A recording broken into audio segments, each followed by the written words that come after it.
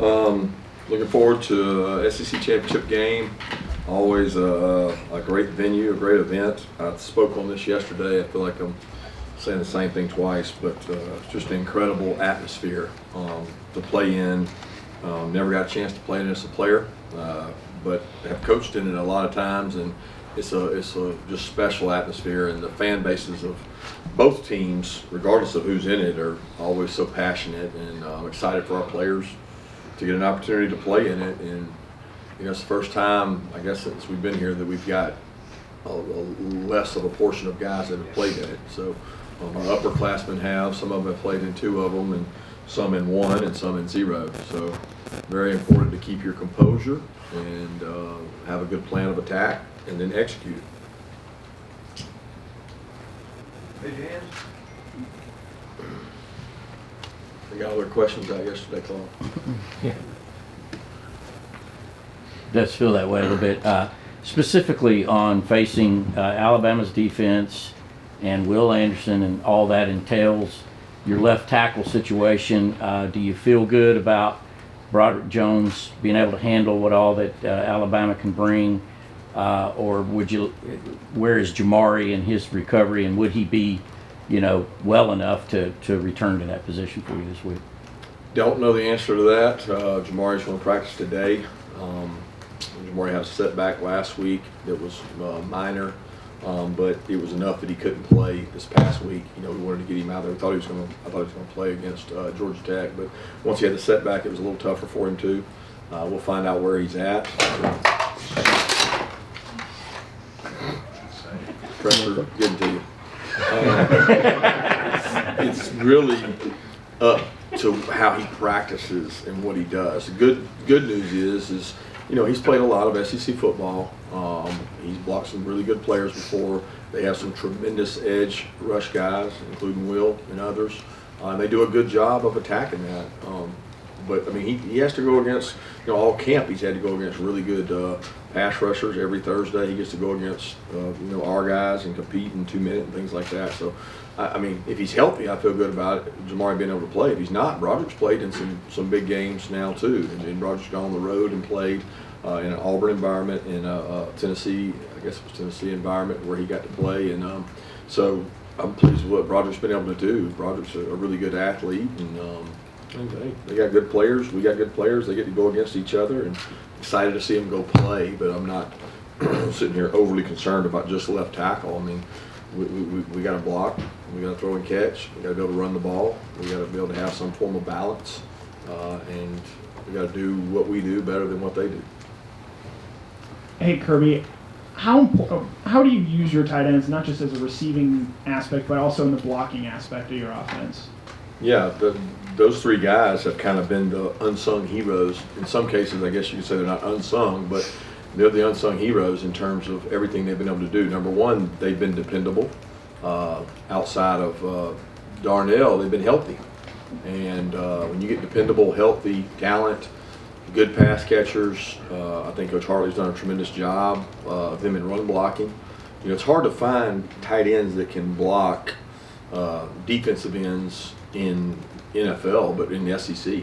And our guys, we don't leave them out on an island often, but they hold up when they have to block in the run game and get movement and read things. They do a tremendous job. So they've been weapons catching the ball, and they've been targets. Obviously, Brock has been that, but the other guys have been as well. So they're a big part of our success on offense. Kirby, why do you think you guys have been able to hold up well from a pass rush perspective after Adam Anderson wasn't available? In terms of, I know you guys are the quality guys, but did you guys make some tweaks in terms of how you approach that? Not really. I mean, we haven't changed a lot. The guys have bought in. We've got, a good group. We've got less depth all across the defensive line now in edge rushers than we had previously. But, I mean, you get good rushers, you let them rush. They'll go against one of the best tackles in the country and our best groups that we've faced as a whole. So they'll have to do a really good job. Kirby, I know you hate the whole Uber's narrative in the media and fans, but I'm just wondering, in the 3 times you've coached against him, Have you found anything unique, different about coaching against Nick Saban in a game? You got really good players. I mean, isn't that what it's about? I always defer to the players in terms of games. I mean, people have just talked about our defense a lot this year, but it's really about the players. It's not about Coach Lanning or myself, or it's about the players. And I've got immense amount of respect for Nick and the job he's done and what he's done in Alabama the time I was there and since I've left. But he'll be the first to admit it's the phone calls Monday through Thursday and the official visits Saturday and Sunday that get the job done in terms of the players. But it does take a complete organization and great leadership, and he's provided that. I know you talked about having your players run early in the week to get ready for a 4-quarter game, but the other part of that is the poise in those make or break moments in the fourth quarter. Is that something you can simulate, or you can't have that until you have that? It depends on how you view every moment. I mean, I look at every moment in opportunity in practice. We're coaching. We're demanding excellence. We create adversity because we go against each other. We put, hey, today we got 5 2-point plays. Offense, you're going to go ones on ones. We're going to go out here and see who wins the best 3 out of 5, 2 points. I mean, there's some adversity in that. Those are heat of the moment type plays. I know for a lot of you guys, you'd say, well, that's not the same as a game. It is. I mean, we make it like a game. You can only want to do it right so bad. And if you want to do it really right in practice, you're creating that same situation. And a lot of our guys have played in the heat of the moment many times. I mean, I look at every start of every game that way. So I don't put greater emphasis. There's no like, okay, well, we've got to simulate this or this week. No, we got to go be who we are, and we got to do it better than they do it, and that's your goal. Kirby, what concerns you most about Mechie and Jamison Williams? I mean, the quarterback, the ability to get them the ball. I mean, they're really elite wideouts, but what puts them over the top is the distributor. You know, he is an incredible athlete, player, decision maker. What he doesn't get enough credit for is when the play breaks down, his skill set to deliver the ball, make people miss. He sets up rushers. He's like a point guard. He's like an elite point guard that can distribute the ball. And when he's dribbling down the court, he's got the ability to throw it over there, and then he can make you miss. And he almost baits rushers. You know, he sits back there and he's very patient, keeps his eyes downfield, great composure. But he makes those guys even better, because where there might be another guy like that somewhere, they might not have the distributor to get them the ball. And you know, he does a tremendous job. And I think that O'Brien and them do a great job of putting them in positions that they're hard to cover. You know, they mix up where they put them. They're not here and there, and that's where they are. They move those guys around. Kirby, back in the spring, I asked you who your field general was on defense, and unequivocally it was Nakobe, even though he wasn't on the field. How much do you think that experience for him actually helped him be an even better leader? And then also kind of walk through George Pickens' similar journey, not being on the field but growing, you know, in that role. Yeah, Nakobe's been he's an unquestioned leader because of the way he works, the way he works in the off season, the way he demands that others work. He holds them accountable.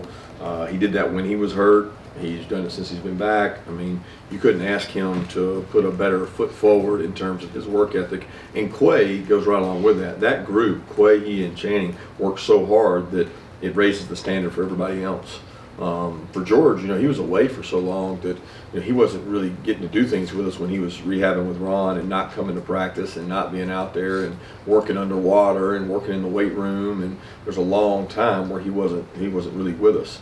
And he's been with us for now. I mean, it's been a while now that he's been coming back, building up to it. And I think he's had a good influence on the young receivers. And some of those guys had to play faster than maybe you would have wanted because of injuries, and they've been thrown to the fire, and he's provided some experience for those guys. Kirby, last year in that game against Alabama, you know, Stetson had some plays in that second half where he put the ball in danger and made some, you know, poor decisions. How have you seen him grow in that aspect this year of taking care of the ball and, you know, kind of like you said, being Bryce Young, you know, being a distributor to the playmakers and, you know, not putting the ball in harm's way? Yeah, I think a big part of it is, number one, protection. How well can you protect and allow him to, because no quarterback's very good without protection. I think we've seen all good quarterbacks have rough days when the protection's not there. So the first thing you have to do is protect him well. You have to have a plan. He has to understand the plan. You have to avoid adverse situations. You know, you get yourself in a bunch of third and longs.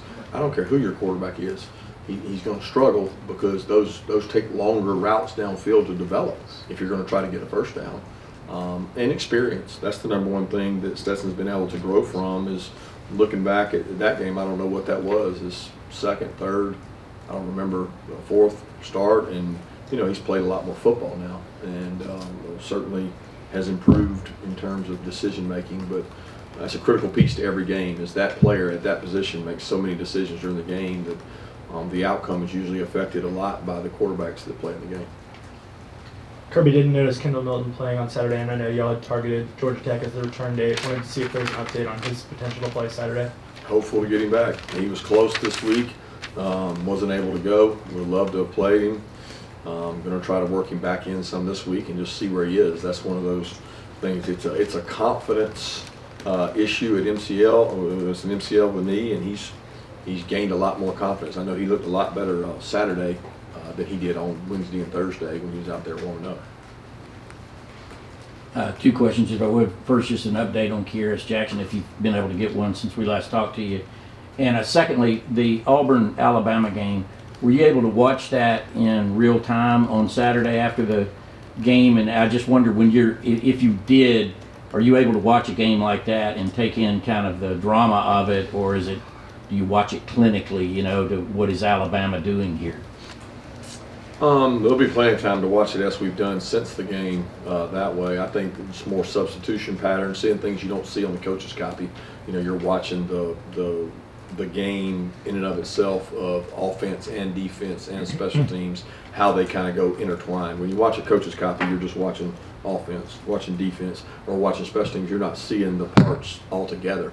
So we were able to watch some of it on the bus ride back. It was in and out on the bus, but obviously we've watched it since yesterday and today, trying to prepare as we watch them play, everybody they've played. As far as Kyrus, we think he's going to be fine. It's not bothering him as bad right now, but we won't know for sure until he goes out and practices this week. I don't think your team is thrilled in the second half. You spoke yesterday about creating adversity in practice situations. Can you expound on how you, and obviously it's a good thing you haven't trailed late in games, but can you talk about how you rely on what you do in practice to create situations you might have to rely on now at this time of the season? Yeah, the situation doesn't change when you trail, right? I mean, like if you're worried about that, then you're worried about the wrong thing. I mean, you need to be focused on what you have to do to execute. You know, you have a plan of how are we going to run the ball, how are we going to throw the ball, how are we going to stop them, what's our plan of attack on special teams. Does that plan deteriorate and evaporate if you don't have a lead? Not necessarily. You may have to tweak some things. You may have to move some things around.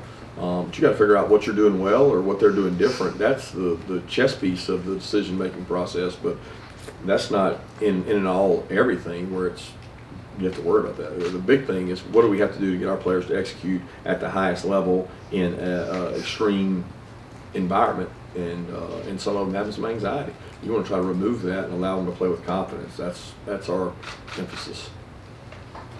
Kirby, I think a lot of people nationally may see what y'all are doing on defense and assume that, you're just winning the old Georgia Kirby way of a few years ago. But how much do you think what you all did on offense and opening things up is also to credit for you all?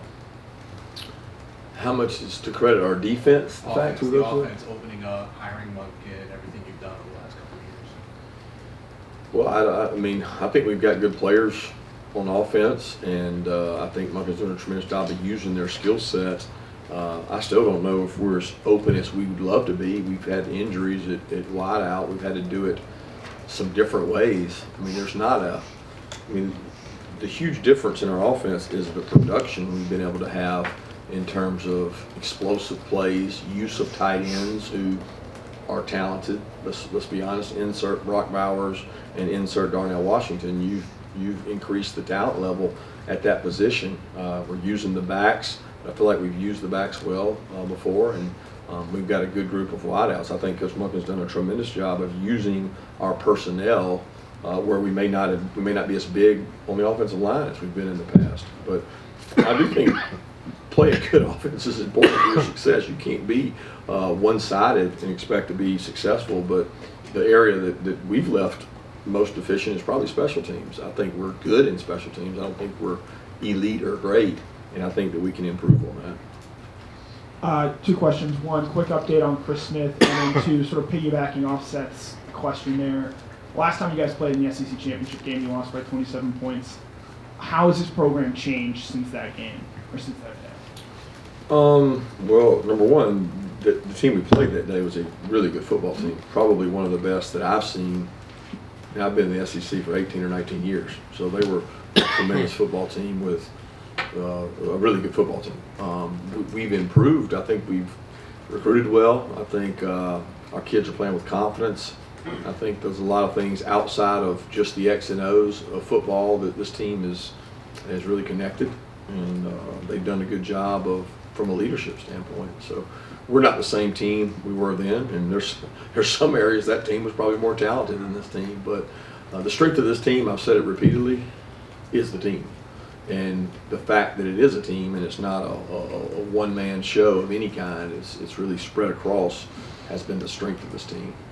As far as Chris, we're hopeful he's able to go today. He did some running yesterday, and we're hopeful to get him back. But again, until I see it and him go out there and practice, I won't know. Kirby, what are your impressions of Alabama's offensive line, and what did Auburn do to be so effective in pressure? Well, first off, Auburn played them in a very different style. I mean, it was not what you see Auburn play all the time. They used a couple different methods with their receivers and different things. But their offensive line is they had X amount of first-round draft picks on that offense last year. So anytime you have that, you're going to have guys that have to get playing time, get experience. They moved to guard, to tackle, and he's been able to play. They've changed out their center a couple times, played different guys there. They've had some injuries. They've had guys move in and out at right tackle, just as all of us in the SEC have to do in finding the right combination. You have injuries. You have to move people around. I think they've had to do that. And anytime you lose the talent they have, you're going to have guys that come back and have to grow with experience. I think they've gotten better throughout, but it's more to it than just what Auburn did. I don't know how you guys look at it, but that's a really tough place to play, and so is A&M, and that doesn't fall on deaf ears with our staff. And understand, probably 2 of the hardest places to play in the country are right there, because we haven't been to A&M, but I've been to A&M, and we've always gone to Auburn, and it's a tough environment. That game is always different. The 9 years I was there, you never could judge anything on that game because it's such a interstate rivalry. Kirby, I guess this trip to the SEC championship game is different for you all in that there's a perception that playoff-wise you guys can get in even if you lose. How does that change anything with your guys, you think? I don't see that has anything to do with anything. I mean, I've said all my career that to win SEC championships is almost just as hard, because the years that I spent in Alabama, you could say that winning the SEC championship was just as hard as trying to win a national championship, and it's one of our goals. We want to put it on this wall in here, and to do that, you got to win the SEC, and that's what we're focused on. 2 more questions? Kirby, we talked about, obviously, turnover margin's important in every game. How much do you preach that going into these higher sweepstakes games? You try your best, and you try to simulate as many ways as possible. We've done a lot of different things to try to create some advantage for ourselves in terms of turnovers. We have not been where we need to be at that. We've had like 4 or 5 games we're dead even, 3 games where we lost the turnover margin. And if you're considerably better than somebody, that doesn't show itself. It doesn't become glaring. In these type games, it's huge. This and explosive plays, that and explosive plays are critical. We have to be able to generate more, and we have to be able to protect the ball, which I feel like our offense has done a good job protecting the ball. We haven't gotten enough defensively, and that's a big emphasis for us this week. You talked about the last time you guys were in the SEC championship. I want to take you back to 2017 when you guys actually won it.